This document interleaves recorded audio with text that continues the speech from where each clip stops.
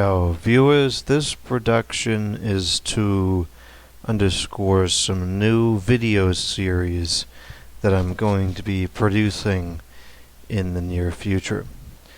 I have 3 in mind at the moment. However, the comments box on this video is open if there are other ideas that you have in mind. So let's take a look at what we got here. The first one is going to be the housing series. There will be 3 parts. The first part will talk about the other houses I looked at in person but didn't buy. And that one, I want to do that first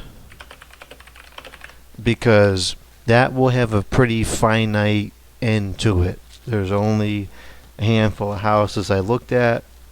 Each of those houses will get a video, and then that series is over, concluded. So that'd be number 1. Number 2 will be the stories of this house and the process overall, what my experience was like in different areas, all the things that went wrong, which is pretty much everything, the reasons why I bought this house, what I liked about it, what it had, what it didn't have, etc. And then number 3 is going to be the houses I've seen on the computer. This one, I'm going to do this one. Number 2 and number 3 might run together at the same time because I'm not sure if either one of these is going to have a definitive end to it. Number 2 should have an end eventually, but it might take some time. Number 3 could go on for a long time. The first part of number 3 is going to go through a folder I have on my computer of houses I've saved over the course of the last almost 10 years. These houses, most of them came from 3+ years ago. The context is, I started doing this when I was in college. I never lived at the university, but the university was pretty far away from my parents' house where I was living at the time. And so if I had a class in the morning and then another one in the evening or the afternoon, I would end up with a bunch of hours, but it wasn't worth the time to go back home and have to come back. It was just too far. Now, I worked when I was in college, so a lot of times I was able to have my classes in the evening and work during the afternoon, and so that kind of filled up that time, but I would still find myself eating 1, sometimes even 2 meals a day somewhere around the university. There was a mall very nearby which had several restaurants I frequented. One of them was a Chinese restaurant. I often went there for lunch. And the other one was an Italian restaurant. Went there for dinner quite a bit. And while I was there, a lot of times I went by myself. And so I would bring my computer, and a lot of times while I was eating my dinner or my lunch, I would look through real estate listings because I've always had an interest in architecture and how houses are in different areas and things like that. And so at that time, a lot of the houses I was looking at were not ones with the intention of to live there, but to see interesting things. Old architecture, ceiling fans, air conditioners, things like that. And so I would look in certain parts of the country where I knew it was older, like certain areas of Florida, certain areas of Texas, other areas in out down south, and so forth. And so I compiled thousands, if not tens of thousands, of photographs over those 4 years that I was in college doing that, of incredible ceiling fan installations, old HVAC equipment, classic kitchens and other interior designs from the 60s, the 70s, the 80s. And so I have all these photographs sitting on my computer, and I feel like we should look at them because some of them are really incredible. So that's one part of number 3. The other part of number 3, which is what we're going to start with, is a folder of houses that were in the local area here and that were in an obtainable price point in a reasonable location. Most of them were ones that, like, if I had the opportunity, I would say I could live there. A couple of them were from, like, down in Texas. When I was looking at the photographs, the individual photographs at the restaurant, if there was a house that was, like, overall just incredible, I would save all of the photographs and put it in that other folder.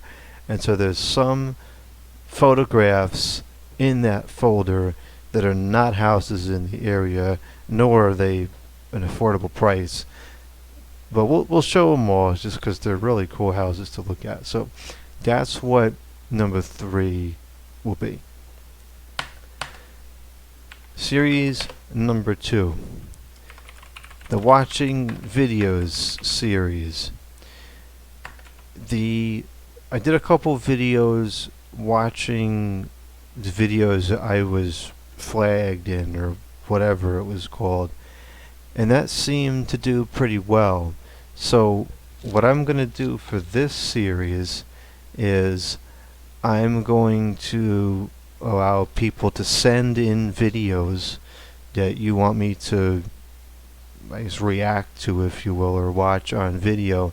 Now, I don't know how to do all this crazy stuff with putting myself in the corner of the video watching it with other video. Like, that's too complicated for me. So they're gonna be simple, but I'll just do a voiceover, and it could be any videos, obviously within a reason. They have to be decent, watchable videos. I'm not gonna watch garbage or nonsense, but reasonable, decent, watchable videos I will respond to on video. So I have set up an email box. The email box is watchingvideos5@aol.com. Send videos you want me to watch to that email box. And they don't have to be videos that you produce. There could be any video anywhere, whatever you want.